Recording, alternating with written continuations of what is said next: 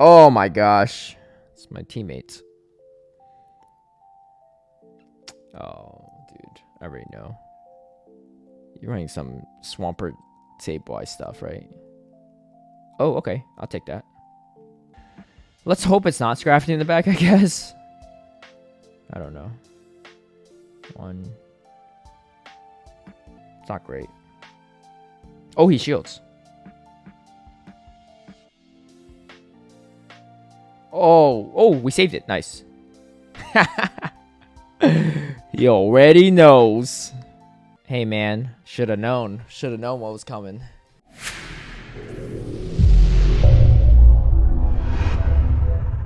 Hey, everyone. I hope you're doing well.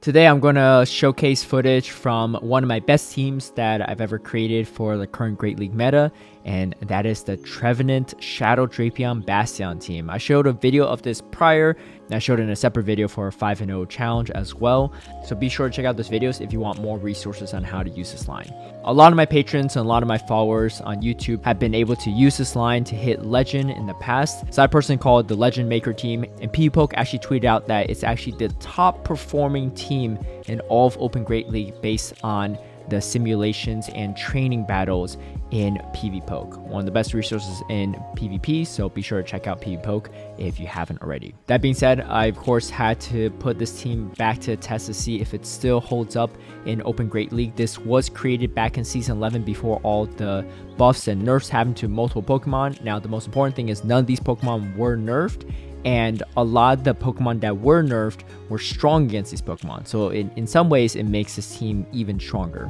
Before we get into the battles, a big shout out and thank you to all my patrons who've been supporting my content creation. If you would also like to have early access to my strategies and lineups, or see behind the scenes footage of my battles, feel free to sign up in the Patreon link down below. Alright, going into our first matchup here, and we get a lot of tough leads here there, but the most important thing is that Drapion safe swap being really strong here, really grabbing shields, and my opponent here actually throws a rock slide kind of early, so I decided to no shield it because I know I can tank one of those moves, and because I have an energy lead here, I'm actually going to put quite a bit of pressure on this Galarian Stunfisk. I pretty much just need to shield these rock slides and I'll be okay.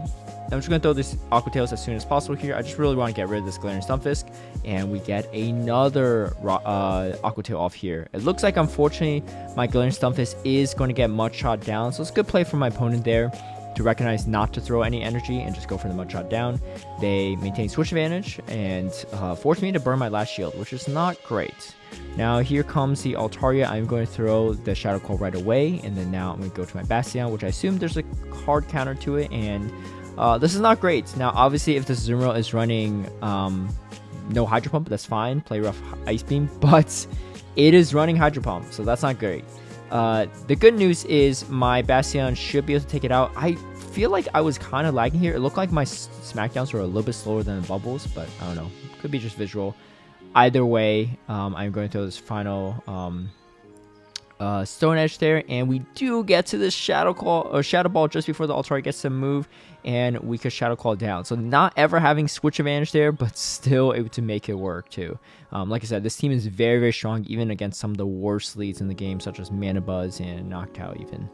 Alright, so Galarian Stunfisk, this is kind of an interesting one. You could go Shadow Ball, or you could go straight Seed Bomb. I find that a lot of them still tend to shield the first Shadow Ball, but because they didn't shield the first one, I'm just going to go straight for the Seed Bomb and probably shield this down. I'm going to try to Shadow Claw down, maybe catch a Rock Slide so I don't have to burn a second shield, and that's exactly what we do. Maybe we draw out something weak, and it is going to be a Mana Buzz. So pretty strong into the Trevenants, which makes me think that if they're this strong into Trevenant, they're probably kind of weak in the back end to Trevenant, because Galarian Stunfisk is not the greatest check. If they had two really strong checks, then they should be fine, right? Either way, Bastiodon's going to be great here because you get so much energy here, and it's going to come in really handy. I come in right away. Don't even want them to potentially swap out any sooner. And now comes the Venusaur. Go straight away for a Shadow Ball here. I know that I either get a shield or do a lot of damage, and I do a lot of damage and they concede right there. Either way, shields down, Venusaur is going to struggle against the Bastiodon. Alright, Skarmory. This is a pretty bad lead. Diggersby, really rough too, but this is pretty much the best matchup you can have for Diggersby. Diggersby technically beats all three on the team, But if you could shield some Earthquakes and you have a slight energy lead like I did, it could make it kind of interesting. And that's exactly what we're going to do here. I'm just going to commit all shields here, see what happens. Sometimes you really just have to full commit on this safe swap to try to win alignment or grab all their shields. So we go down 2 shields, but we could get quite a bit of energy here. We get the defense drop, which is kind of nice. I'm going to go straight away for Aqua Tail to just potentially grab a shield, and we do get a shield there. That's big. And then we get another Aqua Tail off too. This chip damage is huge, and they don't have switch here. They actually come in Save-Y, so they have a slight entry lead. I'm going to go straight away for the C-Bomb in case they try to go for Foul Play, because we're going to get to it before I get to a Shadow Ball. And now they throw their move. Now this is good because they've spent a shield, and then now I can hopefully smack down and take it out, or with a Stone Edge. So I'm building up some energy here, and I thought about throwing a Flamethrower in case they're trying to catch, but honestly Stone Edge would have been enough to handle the Skarmory out of the way, and we went out from there. Yeah, so great when you get the alignment. Alright, this is kind of a rough team. I faced it a couple times. I don't know who created it. I personally call it the I hate Bastiodon line because all 3 Pokemon do really well against Bastiodon. I wasn't really expecting the Galarian Stunfisk back at the time because I haven't seen it yet. But I want to swap the Drapion either way because Drapion's going to be my best matchup against Medicham. And if I can shield Earthquake, I'm in a pretty solid spot. That's exactly what we're going to do here. And we should get to Aqua Tail before they get to this last Earthquake. I'm going to overfarm just a little bit here in case they decide to let this go. And they do let it go. So that's kind of nice for me. And then now I'm going to start throwing Crunches at this Medicham. Medicham super strong against the Bastiodon, so I really don't want that. And then we get off another Aqua Tail. So doing a huge chunk of work here, grabbing their shields on Drapion and taking out almost a Pokemon and a half. I did throw the Ice Punch though, which is not great, so I'm forced to throw the C-Bomb ahead of time or else I get hit by another Ice Punch. And then here comes a Galarian Stunfisk, which is not amazing. They actually overfarm here a little bit, maybe trying to prevent CMP. And then I tried to potentially catch a Rock Slide, which we do, so that's something. But this is still going to get a little rough because they can farm quite a bit of energy here. I do get off 1 Flamethrower, barely survive it. But it's really just a race here, and unfortunately they had a little bit energy left. But that's really close. I'll take that. I'll take those that as an ending situation against a team that hard checking Bastiodon there. They also have Digger Speed too, which also beats the whole team, right? So Shadow Nidoqueen, kind of a rough one. I swapped straight away to Drapion and tried to kind of play out with shields down here, and I am going for some Crunches here to really potentially get some debuffs and do just maximum damage against the Lantern. This Lantern is going to farm me almost all the way down. I pretty much just have to Shadow Call down here. The Nidoqueen is chunked, but at the same time, it's not the best spot. So they come in with a Mandibuzz, unfortunately. I have a C-Bomb loaded, but this is kind of tough for me. So I think at this point, I'm just going to commit to a full farm down, and I do shield the Earth Power, which is great. 1 Earth Power doesn't take me out here, but I'm pretty sure they don't get to the move now. If I threw my move, that would have been a different story, but because I didn't throw it, we should be okay. They're going to start spamming me with Dark Pulses, which is a little unfortunate because it's a little bit more energy efficient than Foul Play. What, girl? You haven't even seen the result yet. It could be okay. So, I know the potential play is I can swap out the clear debuff, but I also don't want them to hard farm down my Trevenants. So, my commitment here is, you know what? I know I'm debuffed, but if I just stay in, get these Stone Edges off, the damage will accumulate, and I should be okay. And that's exactly what we do there. Bastiodon debuffed can still handle a Snarl, Dark Pulse, Mandibuzz. Now, a little different than what a Galarian Stunfisk can handle for sure. Alright, so I come in Drapion again, a really solid safe swap. My team is actually kind of weak to Bastiodon. As much as I love Bastiodon, a lot of my Bastiodon teams actually are quite weak to Bastiodon, and the best check for Bastiodon is actually my own Bastiodon.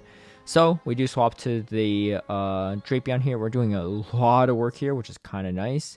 And I get off another Aqua Tail here. That's a ton of Aqua Tails, and they just let it go completely. So I'll take that. I don't get to another move here, but that's fine. I come in with my Bastiodon, and this is going to be kind of interesting. And now I come in with my Trevenant here. These are just Rock Slides, so it's not the end of the world. I'll probably just build up to Shadow Ball and start throwing C-Bombs because they have shields up. They'll probably shield at least 1 of these. Yeah, so that's 1. That's pretty good. And this is not great. I am forced to shield another rock slide because I just can't get to moves fast enough with Bastiodon here. And we get another shield here, which is pretty big, and they throw their move here. I don't get... No, I do. Okay. They wing attack me down. So I was going to get a C-bomb off, but they wing attack me down, which might be a solid play. So at this point, I just need to do everything I can to just try to get to 2 flamethrowers here. Because, yeah, it's going to be the win condition for sure. This Galarian Stunfisk doesn't have a ton of energy, and I just get to it. Unfortunately, I know this is a rock slide. Do I live it? I do.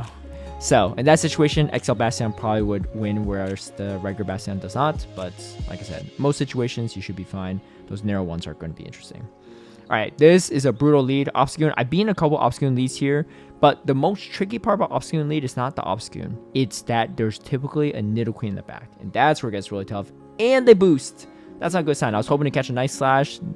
They hold on to energy, and now they throw a boosted cross chop. It's getting ugly. If they haven't, so Obstagoon, really hard for this line. Nidoqueen, pretty tough. If you're running Obstagoon and Nidoqueen, it's not a good time. Alright, so I'm going to throw my C-Bomb here because I know I wouldn't charge from priority. And they shield, of course. And so this is not great. I might have to catch a nice slash here, so not good, but it's doing a little less damage than against my Trev at least. But now here comes the Nidoqueen. Shadow Nidoqueen is not a fun time for this team, and I barely live for Earth Power, which is kind of nice because I get a move off here, but the problem is, how do I take out this Pokemon, right? And they're also throwing a Poison Fang here. I have like almost no health. I can't even, don't really want to even optimize my move here because I don't really want to take another Poison Fang, and unfortunately we do get taken out there. So that's fine. And then now we come into a Tapu Fini, and I'm going to throw a C-Bomb first. They no shield here, so that's kind of big. They throw Poison Fang, but they're in Aqua Tail range here, so I potentially could force some shields if they want to maintain switch. They don't. And then now I throw Crunches. I think that was a good play by them to not, because I'll just outpace them if they want to spend shields there. But these Crunches and Poison things still add up, especially if you had defense drop. No defense drop there, I believe. I got a little greedy. Unfortunately, I did not get to move. I probably should have thrown the Aqua Tail. But I do shield the potential Moonblast, which is big. And here comes a Licky Tongue. Shield advantage, but this is really heavily in Bastiodon's favor. I just have to make sure to watch out for a potential snipe here from the Tapu Fini, which is a quick swap there, because energy lead on that Tapu Fini could be a little bit annoying. What up, girl? She is kind of throwing a fit. I don't know why. So my play here is after they throw this Power Whip, I'm going to swap ahead of time so that they don't get energy. And Checks is gone. And I know everything I throw here is not going to be really very effective. And now I had energy banked. I'm going to throw back-to-back seed bombs and call it a wrap. So I think the opponent played pretty well given the situation, but unfortunately it was just a bad team composition for them. All right, like I said, Bastion, my Bastion teams typically are kind of weak to Bastion, and this is no exception. So what I like to do is throw a Shadow Ball here, sometimes shield a move, and then swap to my Drapion here. So we do shield once, and then we come in, and they actually came in Trevenant. I think they were trying to safe swap Trevenant maybe, but unfortunately they're met by my Drapion, and that is not going to be a good time for them. So they let it go, and this is good because I could get a lot of chip damage here against the Bastion, and potentially even force their shield here or see what happens. So they do shield. That's big. So now we're on even shields. Trevenant and Bastion really cover each other pretty well, and we get another Aqua Tail off. We get 2 shields here. This is almost like a situation where it's just unlosable at this point. All right, so I come in with my Trevenant here because this is actually Razor Leaf as well, and I knew that Shadow Ball would be pretty strong here. There's no way this thing beats my Bastion either way. So I'm just going to go for the sure knockouts, to take out the Tropius, and low health Bastion is not going to be a full health Bastion, no matter how you put it. They go for the Stone Edge as well, and yeah, wrap it up. All right, this is a weird one. You don't see this very often, but I got to give respect to the player that ran this, a Dusparce. Now this is a core breaker. You got Draw 1 for Bastiodon. You got Draw 1 for the Drapion. Your normal typing, so you're resisting all of the Trevenant Shadow Claws and Shadow Ball. I have to throw just neutral Seed Bombs, and as you can see, this thing's super bulky, so not really going to work out. They go straight away for the drill run here. I'm doing my best to try to take this out, but this thing is tanky and it is spammy. So let's see what happens. I'm really trying my best here. Unfortunately, it is in a Azumarill in the back, and this is really great for them if they know, because they already saw the Aqua Tail. Strong chance I'm not running Aqua Tail and Sludge Bomb, so I think it's a really solid no shields at them. And I try to catch here or something, but unfortunately they are running Hydro Pump on their Azumarill, so that's not going to be a great time for me. They do shield though, so there's that, but yeah, I don't know. This is not looking great. And then now they come in with their Dusparce again. And Dusparce is going to take me out. Yeah, pretty much. I almost had a move, but unfortunately not close enough. And do we even see the third Pokemon? It is a Nidoqueen. Honestly, this wouldn't be so bad if it was Shadow Nidoqueen. But because it's normal, non-Shadow Nidoqueen, these Aqua Tails are not enough to two-shot. As you can see, if they were Shadow Nidoqueen, we actually might almost have a chance against this Spice team. But really well played by my opponent and super creative team. Thanks all for watching, and for those that have been using this team and repping it well and hitting Legend with it or even climbing the leaderboards, I definitely think it's one of the best teams in the Open Great League meta at the moment. And if you don't trust me, trust PvPoke. But yes, shout out to PvPoke again for providing us with such a great resource and also highlighting this team as the top of the top teams. If you like this video, feel free to give it a like and share, subscribe for future content, because the next video is going to be lit. It's going to be really good. It's my Ultra League Halloween Cup team, and some of my patrons said this team is just straight up broken. I think at least 4, maybe 5 of them have hit Legend in the past few days alone with this team. So yeah, hit that subscribe button, hit that notification bell, because you don't want to miss the next one. Anyway, hope you have a great one. Happy Halloween, and I'll catch you all next time. Bye.